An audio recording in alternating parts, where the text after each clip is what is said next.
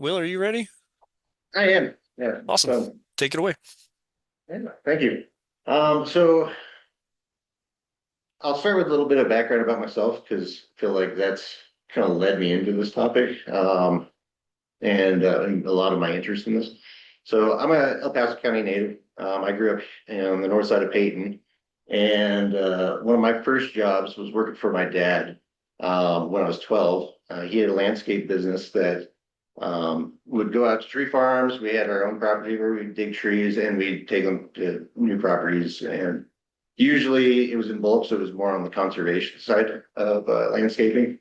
So it wasn't like what you see in town here where it's just a couple trees. We were usually planting dozens of very large trees.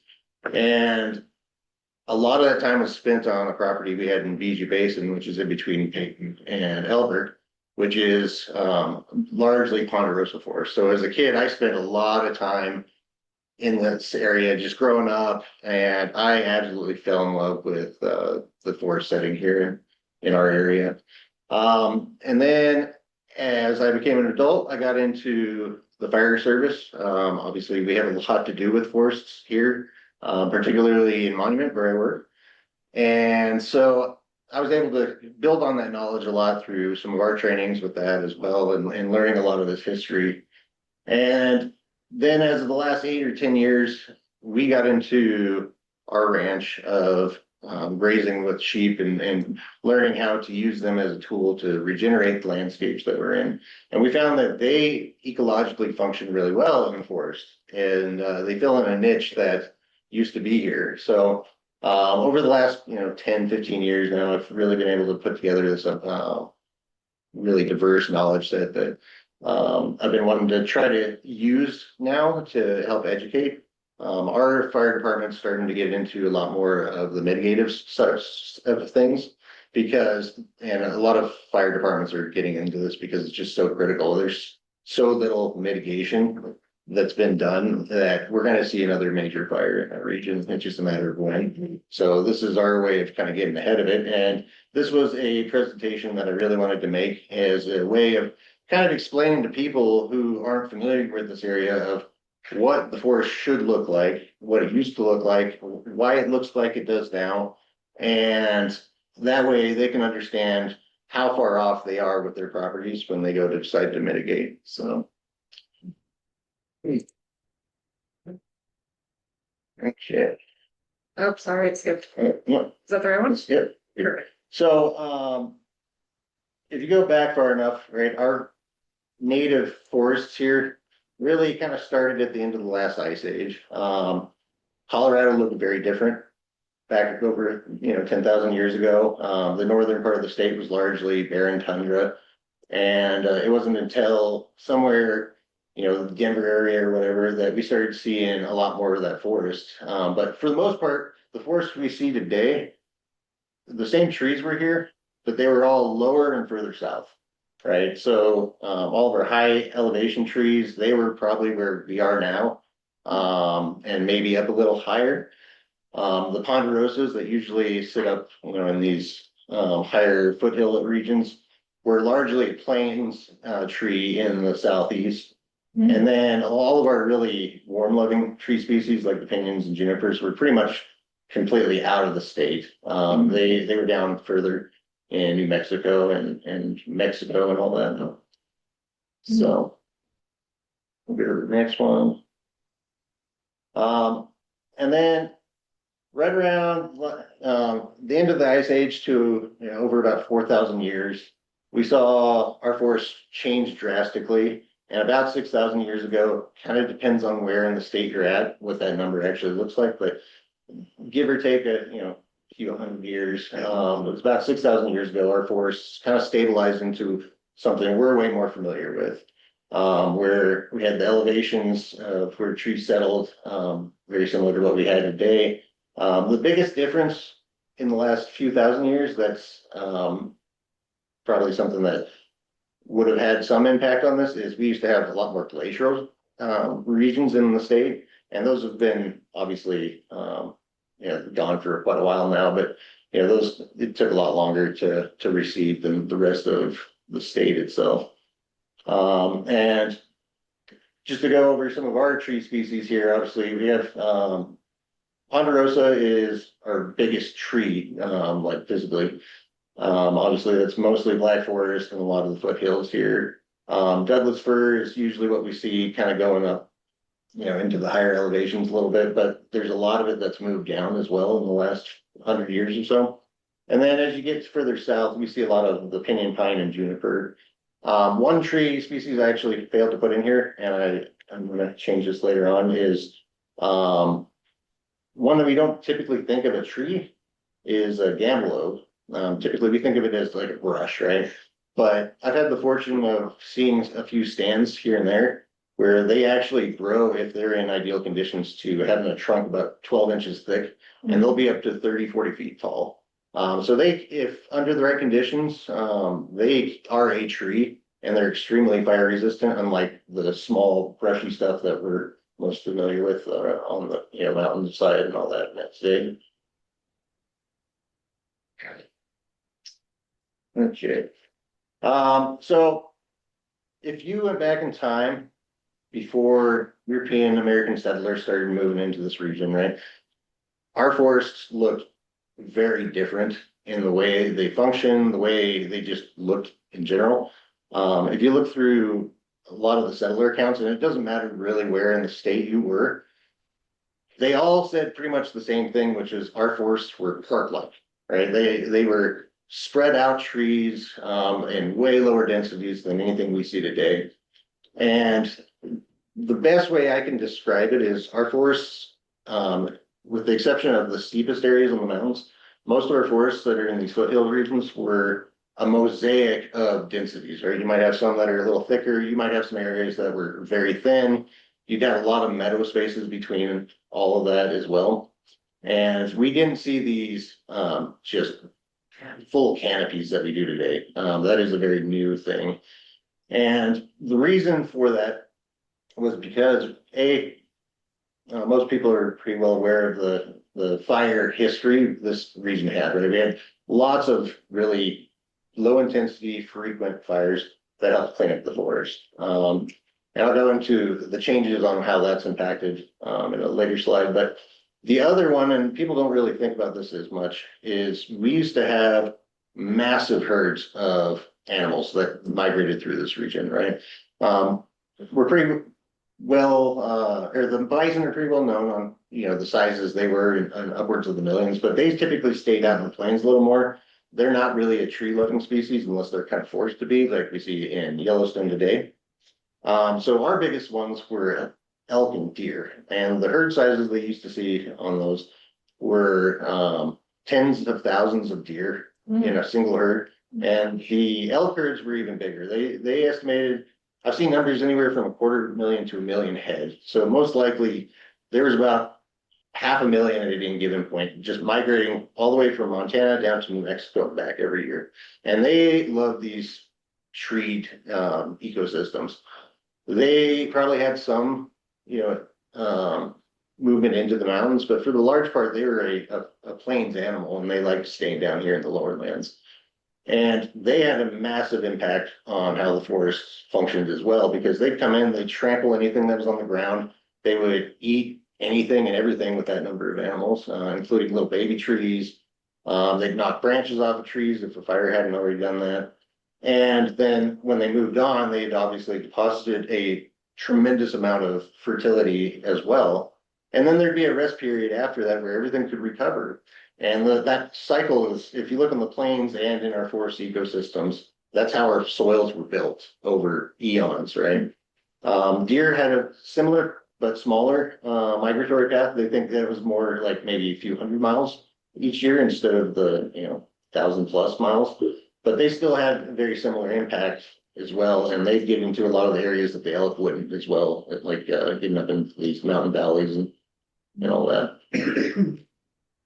Well, are the bison also kind of partnered with pronghorn? Yeah, and pronghorn are the same with bison. Right? They don't like getting in the trees because, in general, they're amazing at long sight. Their short, distance sight is kind of not that good. So they're most comfortable out where they can see for as long as they can, right? So Bison didn't have that same issue, but they preferred being out in the grasslands, so. Now, one thing that arid forests all over the world have in common is the tree diversity is usually really small, and we see that here very well. Ponderosas are one of the few species that are on a near monoculture tree species naturally. And then if you look at any of our other, areas, you usually only see 2, 3, maybe 4 tree species. It's not until you get in the higher elevations where there's a lot more rain that maybe that gets up closer to 10 different tree species. But where it lacks in diversity on the big flora, it made up for it with all the smaller stuff. And that's where these ecosystems thrive. We had massive amounts of plants in the understory in these pseudo shaded, but had enough sunlight areas to really thrive. So we had dozens of different bush and fruit varieties. If you look at the lists on like native grasses and forbs and wildflowers, there's anywhere between 50 and 200 species, depending on which elevation zone you look at in our state, that would have inhabited the lower the forest floor. And then to build on that, we had just tremendous amounts of insect diversity. Colorado's originally home to over 900 species of native bee and all these other insects that obviously birds and other animals relied on. So that understory is where these ecosystems were at. Right. And then I can't go without mentioning the indigenous use of this area, because especially El Paso County, this was kind of a special area in the sense that it wasn't really run by one tribe, right? This was a shared resource area for pretty much all the tribes of Colorado, mainly being the Ute, Cheyenne, and the Arapaho. And the big reason for that is because the amount of resources that were here were just immense. They had the ability to share those without any issues. And their, being here actively shaped these forests. It's estimated they put down fire on most areas anywhere from once every 3 to 10 years. And that was very common. The biggest reason is when you do that, the fresh grass is what attracts a lot of those herds of animals, which obviously was their biggest food source. Mhm. But it also had tremendous amounts of benefit to those understory plant varieties as well that they also relied on. And then the trees themselves were big resources too. Obviously, most people are familiar with the Ute prayer trees. That was their version of kind of trail markers and marking out sites that were significant to them. They used the trees for their housing.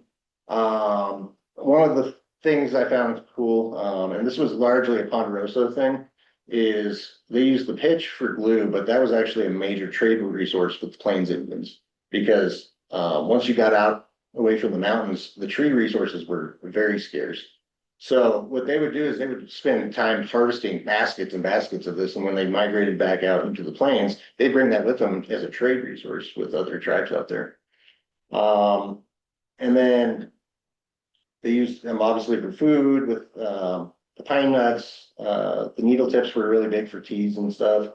Ponderosas were a big food resource actually for the bark. That's one that people don't realize. And this is actually a really good picture of where it shows about the size of what was usually cut from a tree. And they would sustainably select trees to do this 2 or 3 different times in its lifespan.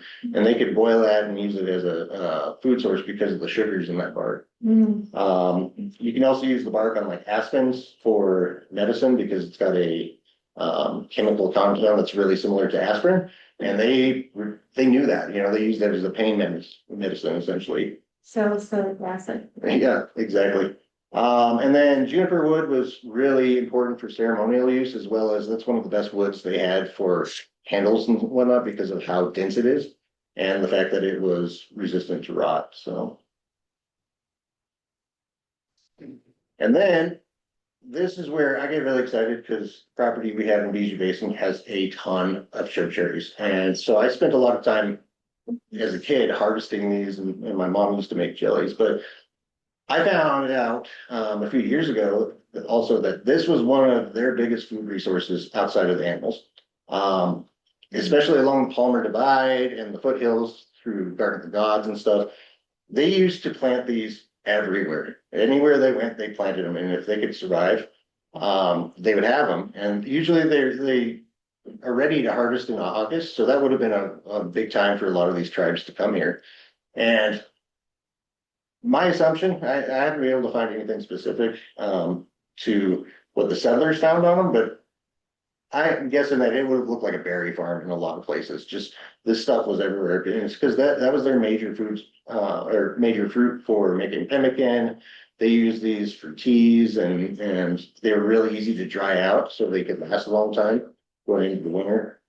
And again, once you got out of the away from the mountains, they've made a really good trade resource with the Plains Indians. So, and this is one of the plants that is really well adapted to fire. When fire hits these, it kind of rejuvenates them right after so that they become way more productive. And that's something they would have used to their advantage. Mhm. Right. Then we get into more of the modern era, right? And you have William Palmer enters the scene. Obviously, we had settlers here before him, but he was probably, I would hands down say he was the most influential single person in the history of Colorado and how it's changed. He was tasked by the federal government to come here and develop a railroad system. And so he started in Denver, and by the time he got down to Colorado Springs, he realized that Black Forest was a true gold mine of lumber. And so he was able to create for virtually nothing, buy 45,000 acres of that woodland that was there. And these were not the trees we see today. These were massive ponderosas, upwards of 5 feet in diameter. And they, within 20 years, pretty much logged everything that was usable within the entire Black Forest region. And that goes almost all the way out to Callahan, really, is what he would have logged. And that was largely used for his railroad timbers and stuff until he could get into other areas like down by Durango where there's other lumber sources. But it was also the most critical lumber source for building here in the Front Range from all the way up in Denver, all the way down to Pueblo. And that was because getting lumber out of the mountains, really difficult. This stuff, they could easily cut it, throw it on rail cars and ship it wherever they wanted. And then by the end of the 1800s, and when he had pretty much expended all of that, that was about the time other lumber sources in the US had started to really become big. And we started importing a lot more of our lumber from places like Montana and Idaho. But without a doubt, this was one of the biggest turning points in how, our forests were shaped in this region because of just the massive amount of growth that this came with. And then this isn't specific to Colorado, but it had huge overreaching effects on how our forests were treated afterwards, right? In 1910, there were over 1,700 fires in the month of August in 3 states. And in 2 days, August 21st and 22nd, it's known as the Big Blow Up. And it took all those little fires and turned them into just mega fires that burned like crazy. And it was pure chaos. I mean, they had near a dozen towns either destroyed or heavily damaged. There's tons of stories of people just hacking into trains trying to evacuate towns, people running into rivers and ponds just trying to escape the flames. And then the US government actually sent in over 4,000 troops to try and fight these as well. And at the end of the month, they had they say it's 85, likely it's a lot higher than that. Number of people died. And so after this country really started taking a real aggressive approach to fighting fires in our forests because that was a huge resource for them. So they adopted within 48 hours of a fire starting, they wanted to have every fire out. So now, by this point, Colorado was not what I would call wilderness anymore. by settler standards. We had towns everywhere in the state. And so Colorado took this to heart and then took it to a whole new level and was able to, because of the population, the resources we had here, they built a very extensive series of lookout towers all over the state, built thousands of miles of telephone line, and this was all within just like really most of that 10 years. And then once they had that all in place, they implemented an even more aggressive policy of having fires out by 10 a.m. the next day. And they were extremely successful at this for a very long time, for over 50 years, because of just the access we were able to have into most of our forests here in our state.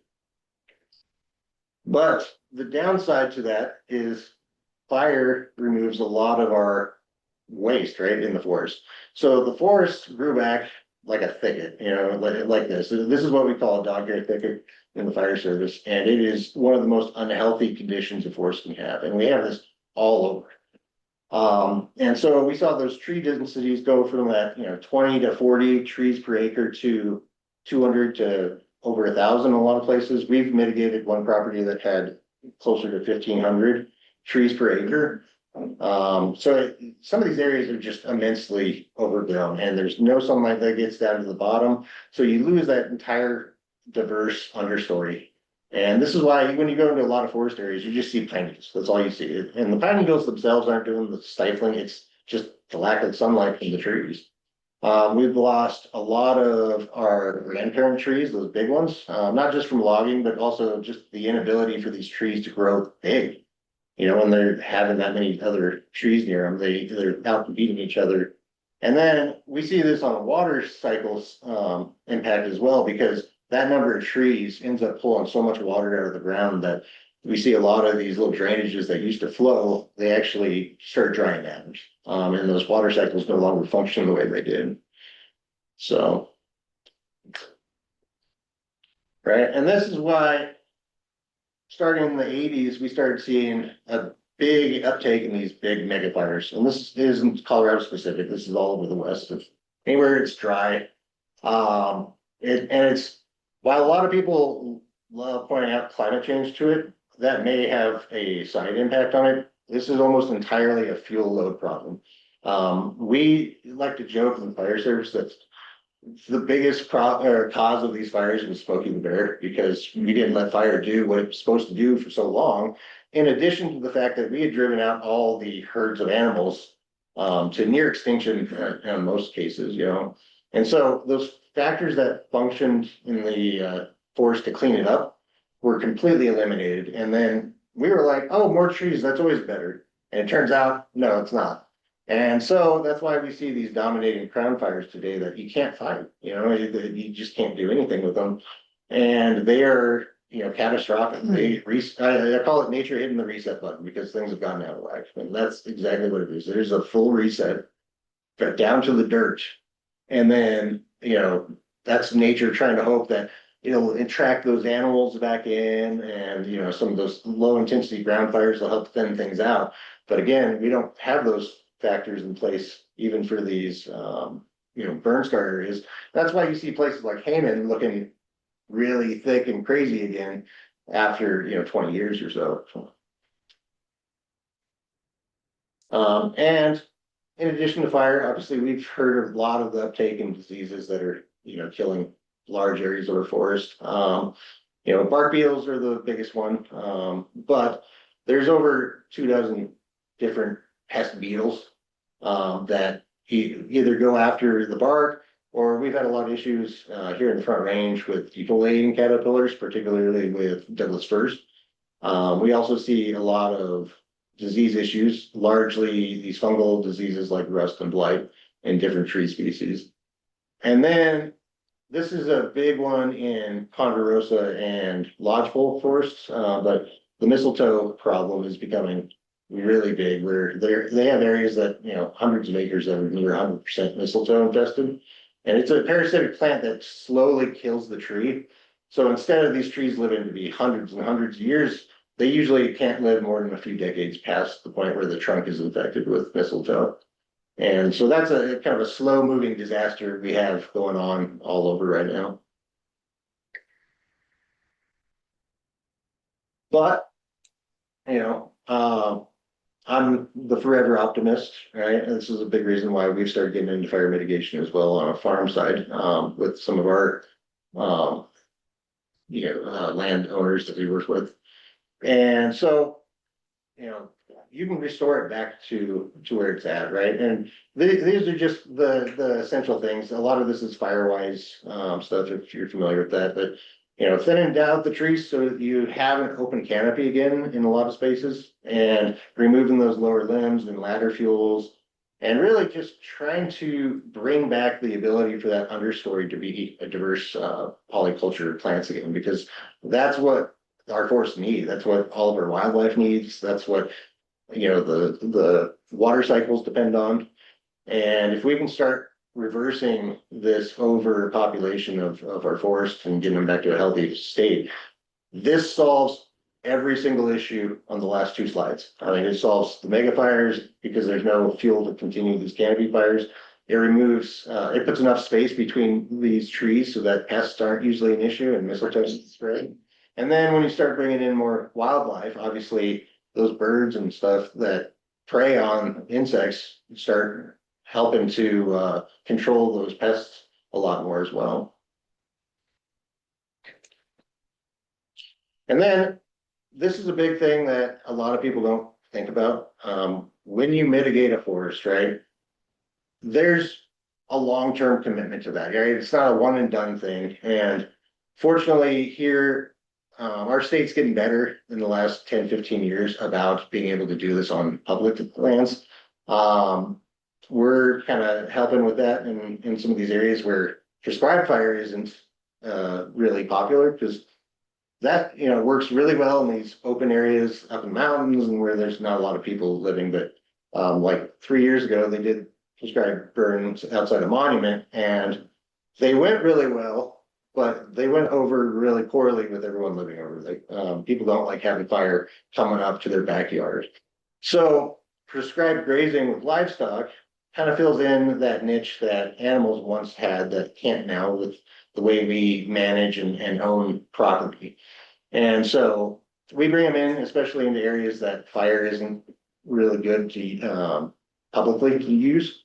And they're doing the same thing. They're eating down a lot of that excess vegetation. And they also come in with a huge benefit of inserting biology into the soil, and helping that soil grow over time. And this is whether you're in the plains or in the forest, right? That was how the forests or the soils of most of our state formed. So by introducing animals again, we can also restore that link in the natural ecosystem. Are these your sheep? These are my sheep. Yeah. I think That's our livestock guardian dog, Nimbus. So, Nimbus. So, in conclusion, I'm not gonna read all of my bullet points, but, ultimately, we're trying to get back to this, kind of forest meadow, look to the forest, right? Because that's what they function best at. And there's some really good examples now. This is a picture out of Stanton State Park. If you've ever had a chance to visit a conifer, gorgeous state park. It is definitely one of my favorites. And so I was really happy to see this, because this is where they did a fuel reduction program, and this is about 10 years after. And you can That's see, 10 years. yeah, it doesn't take long to return or to reverse course. And the trees are starting to, take on a lot more mass to them, and being healthier, right? And at the end of the day, I just wanted to end on the fact that we're not trying to create something new, right? This isn't a new look to the forest at all. We're just trying to restore what made those forests resilient in the first place. And then that's it. I got one more slide. Got one more? All my contact info. Make sure that everyone sees you. It did not populate them like they should have. Okay.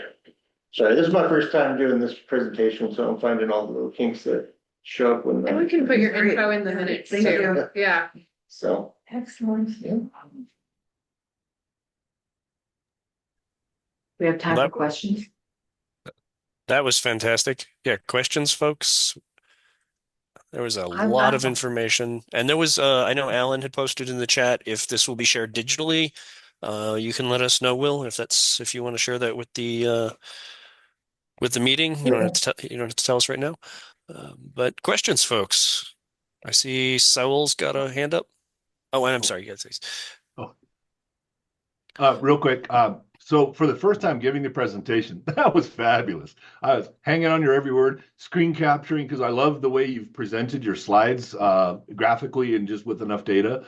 Would love to know if it would be available, and if you're comfortable with that, with this going out into the wild.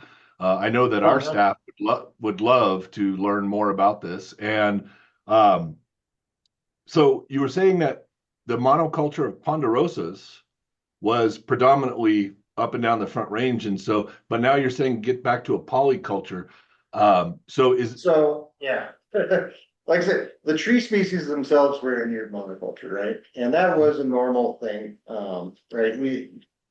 The data I was seeing, like ponderosas themselves particularly, they were probably 95% of the trees in those forests, with only 5% being other things, right? And a lot of those were on the fringe, of those forests going into other zones. So like going up in the mountains, coming down lower in elevation, right? The polyculture was the understory, and that was the rich, diverse amount of plants in the bushes and the wildflowers and the grass species and everything that really nurtured a lot of our wildlife in this region.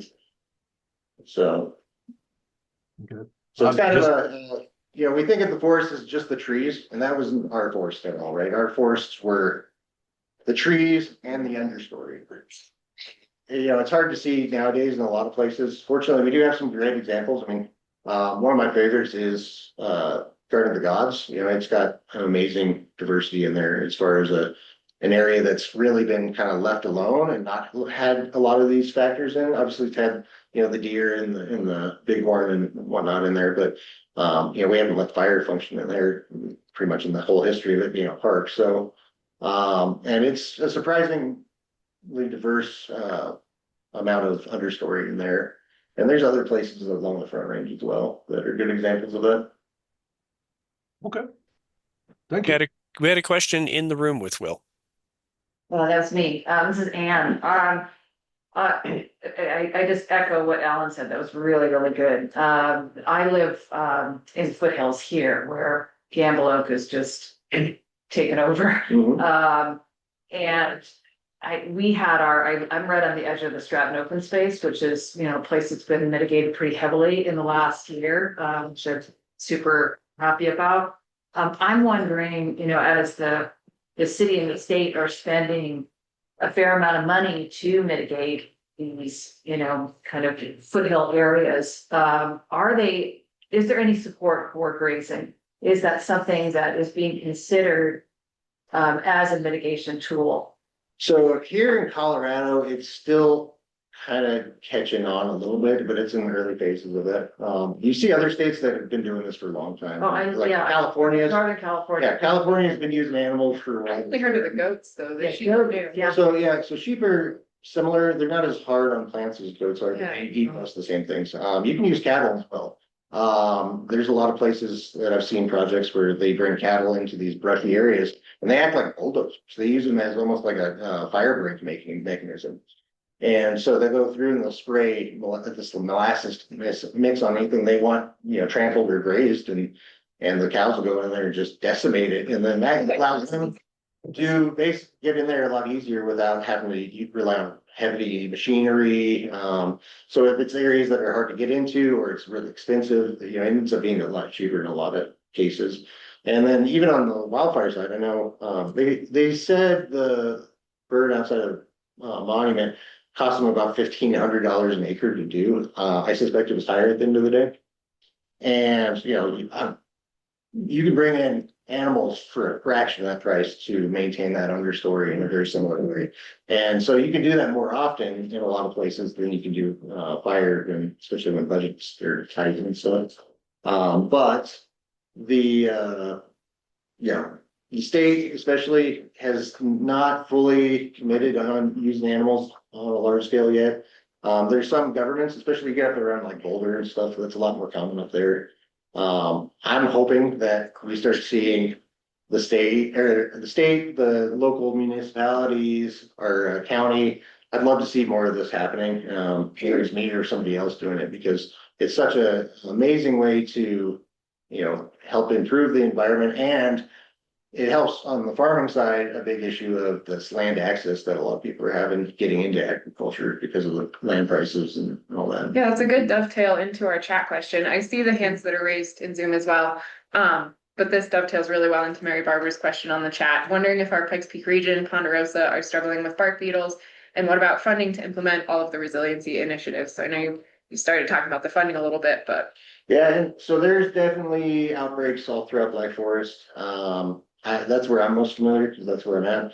I guarantee you, if you got up around Woodland Park, you got into the upper Arkansas River Valley, anywhere, that's similar climate. Yeah, even on Bar Trail. I wouldn't be shocked to see this at all. And I know we're working with landowners when I see it, and that's one of my best ways of connecting people back to their own land on a private land side is I'll bring the sheep in, and then I'll have a chance while I'm there just to look at everything, and then I'll bring issues I see up to their attention. And oftentimes, pine beetles are one of those. I can see those infestations pretty early on and point them out to people. And usually once you start showing that to people, if they have the financial ability to, they're willing to mitigate. Private land is definitely one of the hardest ones to get funding for, though. There are some avenues like through the NRCS, and I'm sure there's other wildfire grants. I know the state's got some as well for communities that can be used for that stuff, but that's one of the hardest ones.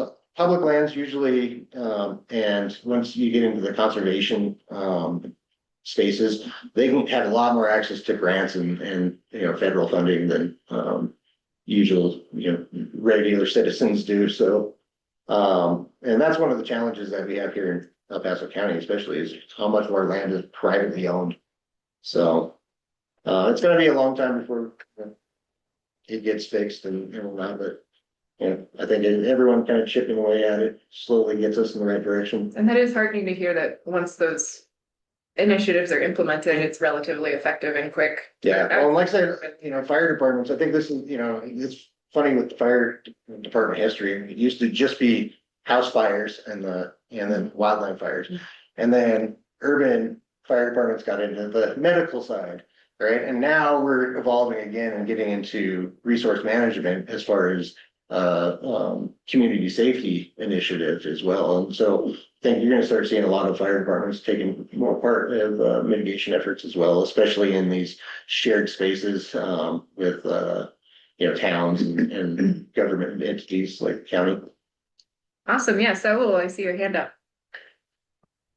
Yeah, thank you for the presentation. It's super exciting to hear from a natural resource management perspective. So this is really cool.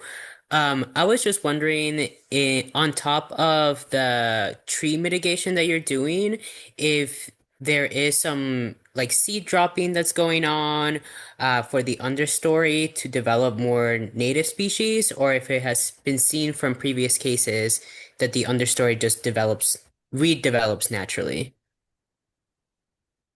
Great question, actually. And that's something I love seeing when I do put our sheep into an area.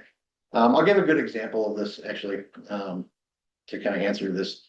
So we have an area of my folks' property that's a huge washout. It gets a ton of sediment dropped on it. So it is like pure sand and then trees, and there's almost nothing else. And so we've brought in our sheep into some of these areas that there's just no understory. And one of the things we do is it's called bale grazing, where instead of feeding hay bales to 100% to the animals, right? We want them to only eat about 70% of those bales, and then we strategically lay them on the ground where we want to improve. And usually we do this in the winter when forage isn't available, and we'll let them just kind of trample that all in. Most grass hays have natural seed in them. And so that kind of has that function, but it also has a mulching function by leaving about 30% of that hay. It's like a giant seed bomb. Yeah. Exactly, right? And some people do call it hay bonding for the same reason, right? And so this is a really good way for agricultural and, like hobby farms to, be able to take areas that they want to improve and do this. And ecologically, sheep are really good for pine forests here because they function a lot like the deer used to in these huge herds, right? The deer now, they don't do these migratory patterns. They don't bunch up in these huge herds anymore, right? They're very spread out. And that's a big reason why we're starting to see disease issues with them. And because they're not moving like they used to. And the land feels that impact as well, right? So we can use the sheep to literally do that same function that used to be there. There's a lot of areas too, though, that especially pine needle areas. Those seeds that are in that seed bank already live forever. I mean, there's some of them that live hundreds of years. And there's, as soon as we thin out those trees and get some more of that sunlight in there, and we bring the sheep through, those grass species just start coming up on their own. And we don't have to do much at all in those areas. So usually you're only doing, seeding for areas that are heavily disturbed in some way, right?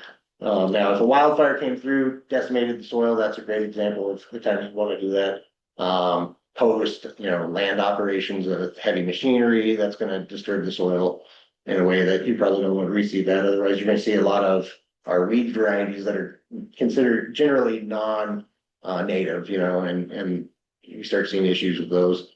And then, like I said, big erosion areas where the seed bank isn't there anymore. Those are going to be all really good times that you might want to do that. I believe Maggie Gaddis referred to that as the seed bank in the soil, essentially freeing that up, building that up, and then freeing that up for production by changing conditions. Exactly. And they're just sitting there waiting for the right conditions to arise. And as soon as they're there, they pop up. And that's one thing bringing animals in does is, there's a mechanical element too, where it's a beneficial disturbance to that soil with the hooves, kind of trampling and breaking down pine needles and old grasses and stuff. Because a lot of, we're too dry for a lot of to break down naturally.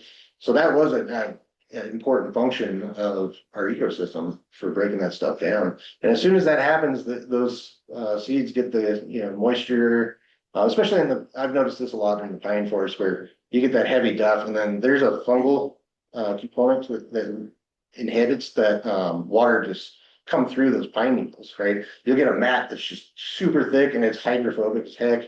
Right, the sheep come in, they trample it all up, break it up, and all of a sudden water can go right through it, and those seeds start coming up right away. Now we gotta keep rolling, but I had one more quick question. So on my daily commute to REI when I worked there, I would see a billboard with Smokey the Bear. And it's still the same, only you, messaging. Is that campaign with wildfire, drought, all that stuff that's on our minds now? Is that going to change, go away? What do you think? No, I think Smokey's gonna stay. Smokey's going to stay. I I love the guy. we're in this weird dichotomy of we're trying to get fire in to the ecosystem again, but we can't bring it into the ecosystem until we've done the work to make the forest be able to receive it without it just burning everything to the ground, right? So we still need to prevent fires on most of our lands because most of our lands haven't been touched, Right. right? They're not there, right? So it's only useful to, implement these fire areas on regions that we've been doing tremendous amounts of fire mitigation. And even then, it's like I said, it's still very polarizing the closer you get to towns where we actually need to be doing that a lot more because of the fire risk and all these fires we're seeing that are coming into our town spaces and just causing massive amounts of damage, Absolutely, yeah. So eventually, my hope is maybe 50 or 100 years we've gotten most of our forests back to where they be at, but who knows what the future's gonna look like and what, political powers that be will do and all that stuff, so all we can do is hope and try to keep walking in the same correct direction. Yeah. No, thank you. I think for the sake of time, if you do have any other questions, we're gonna hold off and send those forward along later. We'll have Will's contact information available as well. But David, I'll let you jump in and we'll start moving through the rest of the agenda here. Thank you so much, Will. Absolutely. Thank you.